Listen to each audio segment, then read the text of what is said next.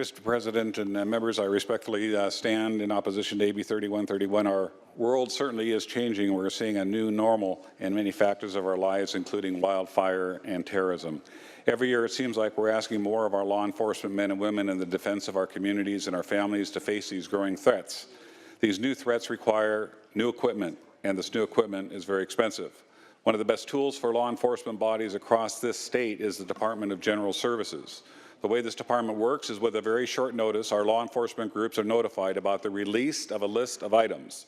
This release is so short that our law enforcement just has enough time to drive to the bidding location and snag the equipment they need for a very low price, sometimes even for free. The ability of law enforcement groups from across the state to get much needed supplies, often for free, has been made with tight budgets and limited resources, not affect the overall mission. Just looking at the bulletproof vehicle for our statewide SWAT teams and bomb reaction teams, one vehicle can cost upwards of $450,000 on the acquisition processes. My office has been examining budgets of many of our county sheriff's offices across the states, and the findings are alarming.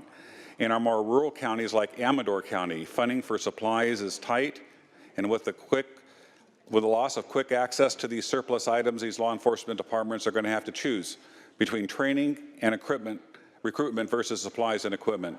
In our urban counties, the costs accrued by AB 3131 will amount to $3 to $5 million annually per county in increased supply costs, not to mention the cost for staffing to follow new procedures. That means that counties like Los Angeles will have to spend upwards of $5 million more each year for supplies. That's $5 million that can only come from their hiring, training, and recruitment budgets. Colleagues, I implore you to examine the wording of this bill.